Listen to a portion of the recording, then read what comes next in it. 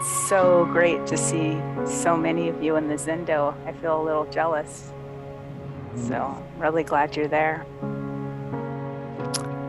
Um, so, and probably some people I don't know. So my name is Valerie Kyoshin Velez. I live in a little town called Idlewild up in the San Jacinto Mountains, and that's where I am right now. And um, so first I want to say thank you to Seisan Roshi for the opportunity to give a talk this morning.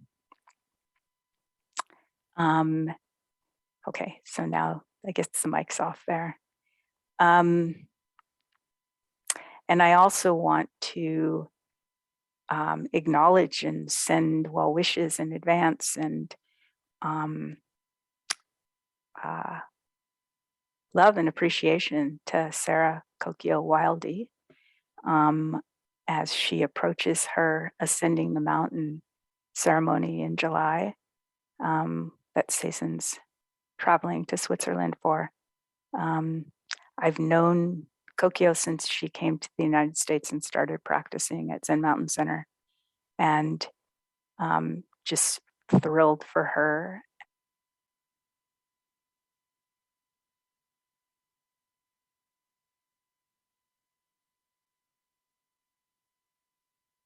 Vibrant, feisty, strong practitioner, and a dear Dharma sister to me. So I just really want to acknowledge her and have us kind of do that together to send our good wishes to her and Seisan as she travels there.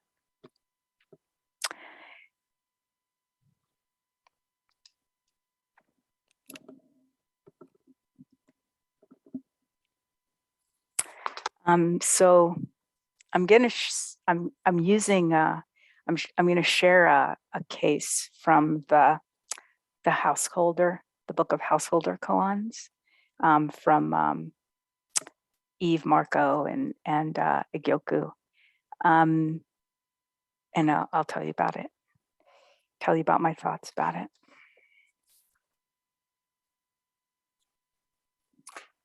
And if you're not familiar with this case book, so they're all contemporary stories that Eve and Gyoku experience with their own students. And they compiled them into this book, and they had some background about each story, and then they made a bit of commentary themselves about the cases. So this one is Shunryo, and it's entitled My Mother's Diaper. So the let's say preface is I'm my mother's daughter, I'm my mother's mother. Is one truer than the other? Calling things dual or non-dual will just add more waste to what you carry. And then this is the case itself. 2 years into being my mother's primary caregiver, she began to need adult diapers. She adapted to them without comment.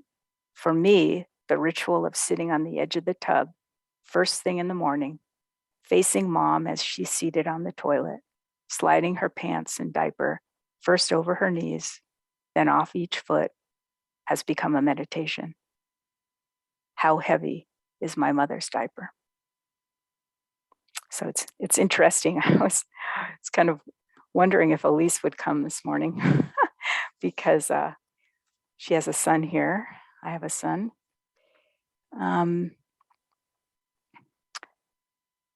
So I'm really going to start with a shout out to Choa because I called him yesterday afternoon, not feeling sure if I could give this talk this morning. It has been a very, very emotionally tumultuous week for me. And I felt like I was so depleted emotionally that I just didn't see what I would have to give. And one of my teachers, Tenshin Roshi from Yokoji, would say that the most important thing to do in a talk is encourage people. And I just couldn't feel what I would have that I could offer that would be encouraging. And so I called Choa as my Dharma brother. And I told him how I was feeling. And he said, my first instinct is that you being vulnerable with exactly how you're feeling would be what you could offer. And so, and then of course, he said, do whatever you want and take care of yourself and all that stuff. And I said, well, let me think about it. And I did. And basically, I just realized that all I really needed to do was to have told him that. And so kind of where I want to start with this is how important it is to resource ourselves when we're going through hard stuff.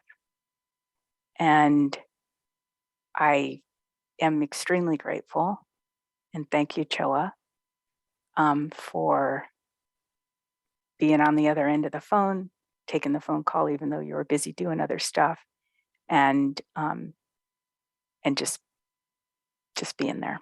So thank you so much. And allowing me to be here, because just getting that off my chest is what allowed me to see, yeah, I'd like to be able to share whatever is of value. So this koan about my mother's diaper. So it's completely irrelevant to why my week was so challenging. And the image that came to mind this morning was I feel like I'm sort of back in the saddle, back on the horse. But earlier in the week, I felt like I was upside down on the horse, underneath the horse's belly, being dragged in the dirt, banging my head occasionally, or getting my head banged occasionally. And what comes up in this moment is how being strong practitioners means really making whatever is happening in our life the center of our practice. And so my mother's diaper this week was not filled with feces, but the experience of being with her, trying to deal with her dementia, felt like dealing with a lot of family shit. And be resisting initially, not wanting to have to be the adult in the room that deals with the family shit. And so a lot of frustration and anger about how one principal other person I felt was being so unskillful in how they were dealing with the family dynamics, that in my mind it was causing a lot of suffering for my mom, and therefore for me.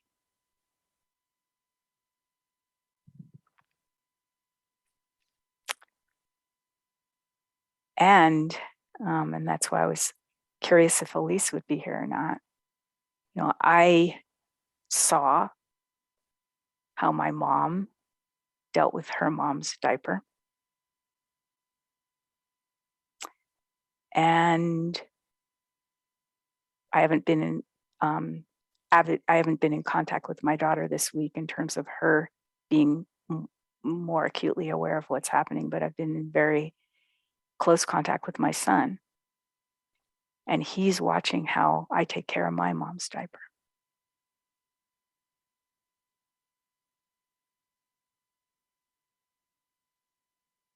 So there isn't any choice about bowing out, because bowing out has its own consequences. You know, it's like that koan of the fox.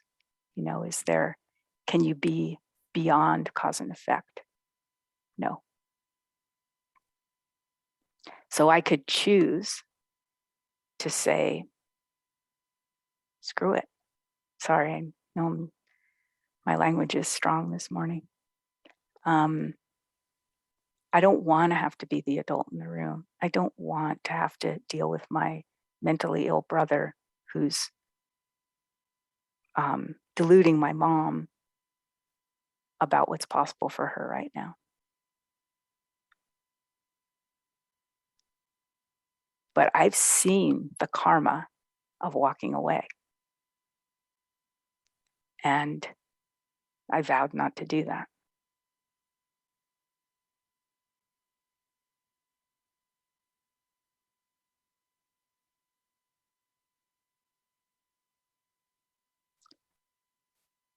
So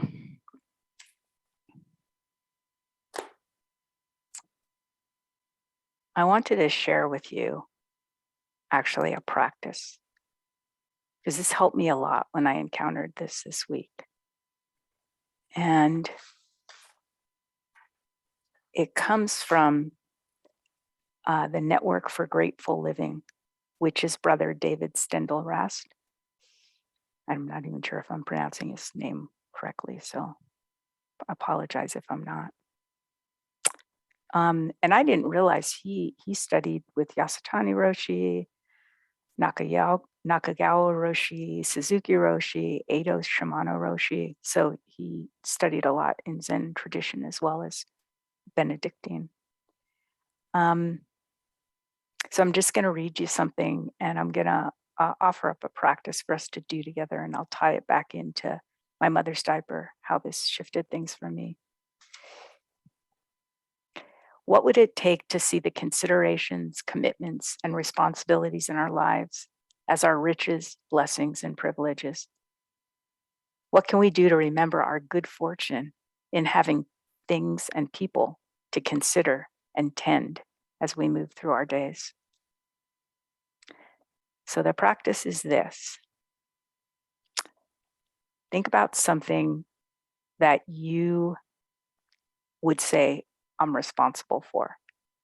And not the, like on a scale of 1 to 10, 1 is I'm responsible for putting my shoes on, 10 is, I'm responsible for paying for everybody in my life, paying for their mortgage or their rent. So pick something that's a 3 or a 4, maybe a 5, that you carry as a sense of responsibility. And imagine yourself saying to yourself,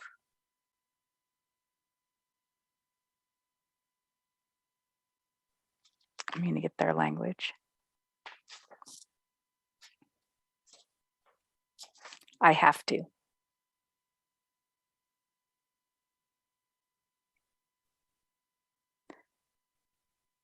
I have to be the person who's the power of attorney and medical durable power of attorney for my mom. I have to. So get that. Not mine, yours.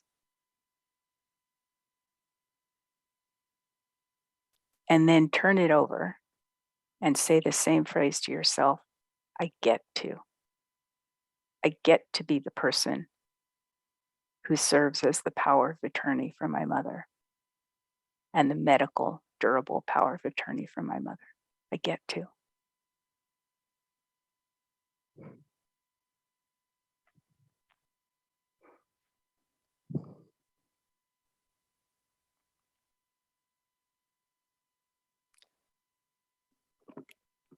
So for me, what that brought to mind is there's a lot of people that don't have a mother anymore. A lot of people I know whose parents have passed on. There are orphans in orphanages all over the world who don't have to take care of their mother, who will never have to take care of their mother. And I get to take care of my mother. I have the opportunity to take care of my mother. I have the opportunity to deal with the dirty diaper of my family right now. And to be perfectly honest, I'm not a caregiver in that way. I am a caretaker, I am a provider, but I don't change my mom's diaper. And I have some guilt about that. There's a part of me that feels that if I was doing this all the way, I would be changing her dirty diaper.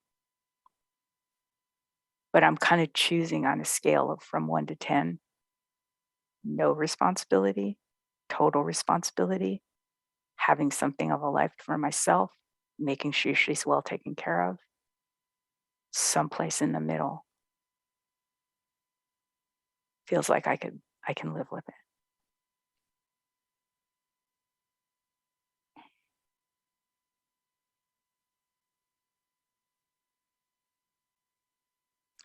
Now the koan, the focus of it, dual, non-dual, is really about the aspect of completely doing whatever we're doing. So taking the diaper off, putting it over her knees, through the foot hole, you know, making sure you hold on to it well so it doesn't get any poop on her, attending to our life with full attention, concentration.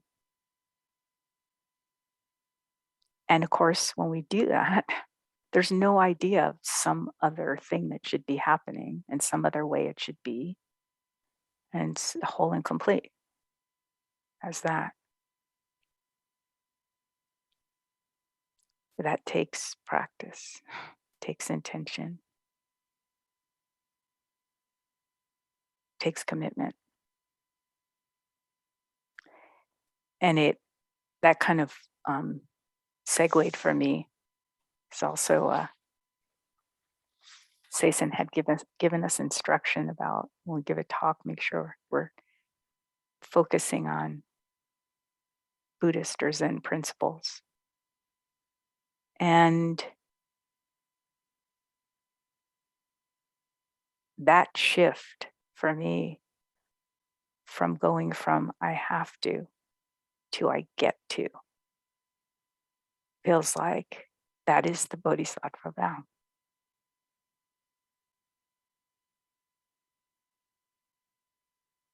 I get to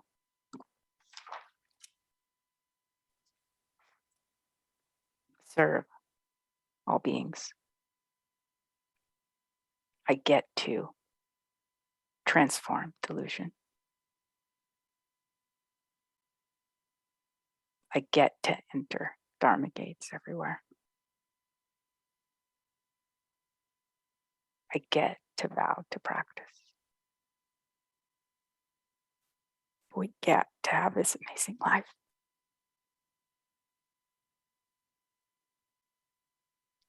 And sometimes it's shitty, and sometimes it's great, but it's super rich all the time. And coming back to the resourcing, that's why we need each other. And the other, I mean, as as an example, I'm taking I often in the summer take a Navajo weaving class that's held in Idlewild where I live. And it just so happens that my loom is next to a woman who has been in my class we've been classmates for over the course of 15 years, many years. And she just retired from running a home healthcare agency. And she was able to tell me so many things that I should be asking questions about and considering right now. And it's like such a blessing. The resources that exist around us and how stuff shows up. And when we're paying attention, it's showing up all the time. And sometimes we notice it, and sometimes we don't. And sometimes we appreciate it, and sometimes we don't.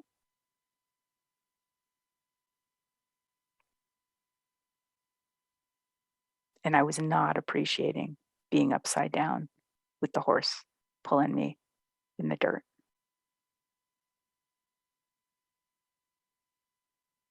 But I'm super happy that somehow I was held on to the saddle and could pull myself back up and get pulled back up.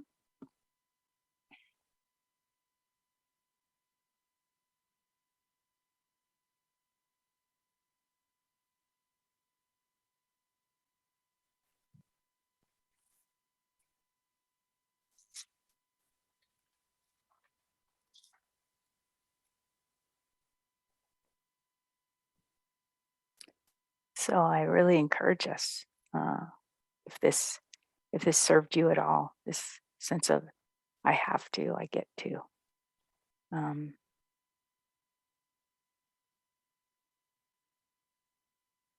and cultivating our sense of gratitude and appreciation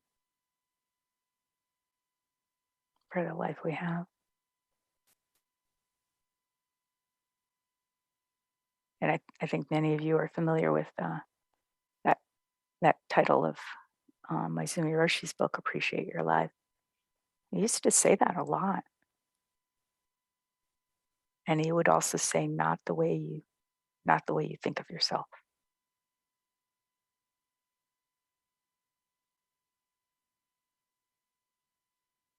Because our life is way bigger than that.